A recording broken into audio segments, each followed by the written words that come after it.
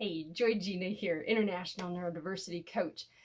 So this week's article, kind of interesting, inspired by a recent family gathering that I was at, and I realized after I was leaving that I needed to process and decompress on a variety of feelings that I'd had while being with them, which is just normal when you're around family. But what isn't always normal is that people know how to process and work through those feelings.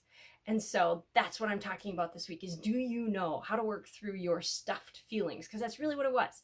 In the moment, I had a feeling, a judgment, whatever it was, and I'd stuffed it because it didn't need to be expressed. It wasn't the right time, a variety of brilliant and smart things.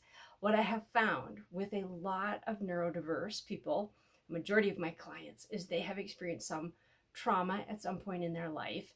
And through that trauma, they have taught themselves to stuff these feelings and they have not learned how to process them.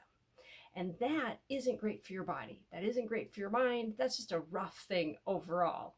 And so that's what I talk about in this week's article, is about processing that, those emotions and those feelings. I also happen to point out the fact that there are three key things that go on for a high performance, high achieving person with a neurodiversity, and those things are typically kind of missing for a person who is what we would consider not quite as high performing, maybe caught in the legal system, incarcerated, and their neurodiversity is showing up in very unpleasant ways. I also start a little bit of a conversation about that. I plan to do some more in this series about trauma and talking about that. So when it comes to what trauma is, by the way, is a deeply distressing or disturbing experience that overwhelms an individual's ability to cope, often causing lasting emotional and psychological harm. It's important to note that what constitutes trauma is subjective and varies from person to person. So what might be traumatic for me might not be traumatic for you in any way, shape, or form. Everybody's different. So that trauma creates feelings, pretty intense feelings. And when those feelings aren't processed, that's about us stuffing feelings. That means we mentally push them away to avoid them, but they don't actually let go. And the chemicals that were associated with them are still kind of floating around our body. It's part of how we wind up fairly sick at times. It can lead to sickness. Not always, sometimes. So when processing out those stuffed feelings, those things that you've got jammed in there, I have learned an incredible process that I'm just share with everybody. I've taught all my clients this, and I call it the email to the universe, God, the divine, space, or Mickey Mouse. And in short, when you leave those spaces and you're feeling like a suitcase that wants to explode, that's my best example, that's stuffed feelings. That's the perfect time. You pull out your phone, you grab a piece of paper, something of that nature, and you just let fly all the feelings that you're having, all the thoughts, all the story that goes with it.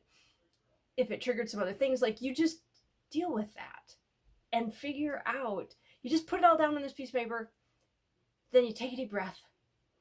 Then you go to the next section of the process, which I say, in with those feelings of negativity, judgment, meanness, are also feelings of happiness, joy, fulfillment, those kind of things. You write all those down too, the fun stories, the best moments, the highlights of the event, the experience, what have you. Then you take another really big deep breath and let it out. And then you tear up that piece of paper or you delete it.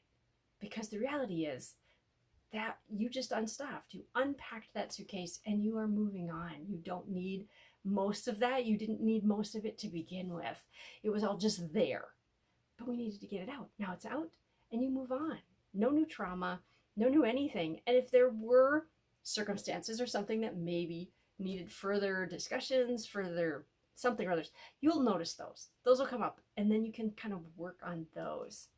And the bonus thing that I talk about in the article is about the fact that after you do all of that, it would be fabulous if you were to listen to some great comedy, watch a funny animal video, something of that nature. You toss in some extra bonus positive endorphins, chemicals, and it just shoots that stuff right out. And you're able to recover a lot faster. So for my neurodiverse people, I adore you. You are probably and possibly high processors. You were taking in lots of data, and so you might have a lot of feelings that don't all belong in a particular space at one particular time. It wouldn't make sense to half the people in the room. I get it. I really, really get it. You need to learn to process those feelings later on. You need to learn to get that out. So that's what this is. And that's what I'm talking about. So love to hear your stories. If you've got some ways that you deal with those kind of moments, and would love to pass that along to other people if you've got great success stories. I'm Joy Gina. Thanks for stopping in and watching one of my videos. Bye now.